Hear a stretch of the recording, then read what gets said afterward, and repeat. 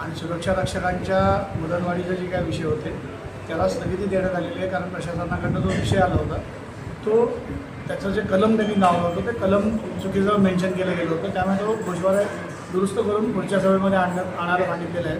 त्याचप्रमाणे चर्चेदरम्यान महानगरपालिकेच्या आस्थापनेवरील किती पदं रिक्त आहेत सुरक्षा रक्षकांची त्याच्यावर चर्चा झाली आणि त्याबाबतीत त्यांची भरती लवकरात लवकर करण्यात यावी याच्याकरता सुद्धा प्रशासनाने पावलं उचलावीत असे निर्देश सभागृहाने दिलेले आहेत. तर काही काळ नगरसेवकांनी सभा त्याग केली होती, अधिकारी वेळेत उपस्थित नसल्याने.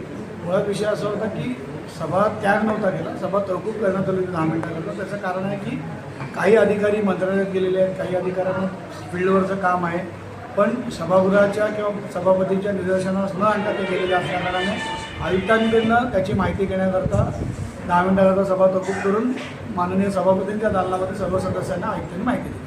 सर, बोर्डाचे जे सुरक्षा रक्षक करत आहेत पण प्रायव्हेट सुरक्षा रक्षक का नाही करत? त्याच्यामध्ये कमी पगारात होते, बोर्डाचे जास्त पगार 32,000 द्यायला लागतो, त्याच्यावर काय बोलतो? शासनाचे नियम आहेत काही. शासनाचं असं म्हणणं आहे की जेव्हा तुम्हाला सुरक्षा रक्षक भरती करायची आहेत किंवा सुरक्षा व्यक्तीची नेमणूक करायची आहे तर MSF जी काही भांडवलची संस्था आहे त्यांच्याकडनं पहिले प्राधान्याने सिक्युरिटी घ्यायची आणि त्याच्यातनं जर कमी पडले किंवा काही उपर जर करायचे असेल तुम्ही प्रायव्हेट भरती करू शकता. पण आपल्या आधी 108 आहेत, 100 काहीतरी 109 किती कमी आहेत, तर ते भरती कधी होणार त्याचं काय? तेच सांगितलं की ते 159 पदं जी काय आमची रिक्त आहेत सुरक्षा रक्षकांची ती तात्काळ भरण्याच्या करता प्रोव्हिजन करावी किंवा त्याचा प्रस्ताव लवकरात लवकर आणावा असे निर्देश सभागृहाने प्रशासनानं दिलेले.